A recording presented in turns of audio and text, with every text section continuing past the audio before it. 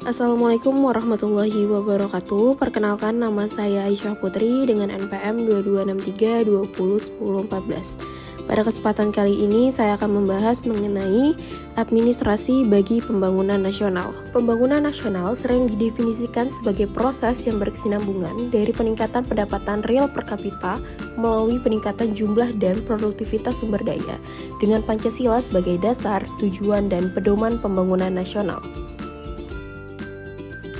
Pembangunan nasional diselenggarakan berdasarkan demokrasi dengan prinsip-prinsip kebersamaan, berkeadilan, berkelanjutan, berwawasan lingkungan, serta kemandirian, dengan menjaga keseimbangan kemajuan dan kesatuan nasional. Proses pembangunan nasional tersebut didahului oleh adanya suatu perencanaan yang dilakukan dengan suatu cara tertentu. Terdapat 3 pendekatan administrasi pembangunan. Yang pertama ada perencanaan, yang kedua pelaksanaan, dan yang ketiga pengawasan. Perencanaan pembangunan merupakan tugas pokok dalam administrasi atau manajemen pembangunan. Perencanaan diperlukan karena kebutuhan pembangunan lebih besar daripada sumber daya yang tersedia. Melalui perencanaan, pemerintah dapat merumuskan kegiatan pembangunan yang secara efisien dan efektif sehingga dapat memberikan hasil yang optimal dalam memanfaatkan sumber daya yang tersedia dan mengembangkan potensi yang ada. Perencanaan diperlukan karena kebutuhan pembangunan lebih besar daripada sumber daya yang tersedia, sehingga dalam proses pelaksanaan, pembangunan nasional bisa mencapai tujuan pembangunan secara efektif dan efisien, sesuai dengan rencana yang telah ditentukan sebelumnya. Melalui perencanaan, ingin dirumuskan kegiatan pembangunan secara efisien dan efektif, yang dapat memberikan hasil yang optimal dalam memanfaatkan sumber daya yang tersedia dan mengembangkan potensi yang ada.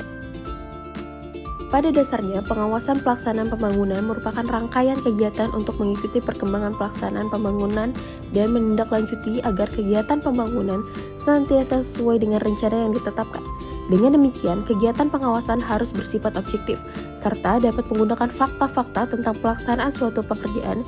Sifat objektif ini meliputi unsur teknis dan dalam pelaksanaannya, proyek dapat dilakukan sendiri oleh badan pemerintah, baik pemilik proyek maupun badan pemerintah lainnya, baik di tingkat pusat maupun daerah dalam hal ada otonomi atau desentralisasi. Yang ketiga ada pengawasan. Pelaksanaan pembangunan pada hakikatnya melibatkan 3 faktor, yaitu manusia dengan beragam perilakunya, faktor dana yang tergantung pada kemampuan keuangan negara, dan faktor alam yang sulit diramalkan. Pengawasan pelaksanaan pembangunan pada dasarnya merupakan rangkaian kegiatan untuk mengikuti perkembangan pelaksanaan pembangunan dan menindaklanjuti agar kegiatan pembangunan senantiasa sesuai dengan rencana yang ditetapkan. Demikian materi yang dapat saya sampaikan. Terima kasih. Wassalamualaikum warahmatullahi wabarakatuh.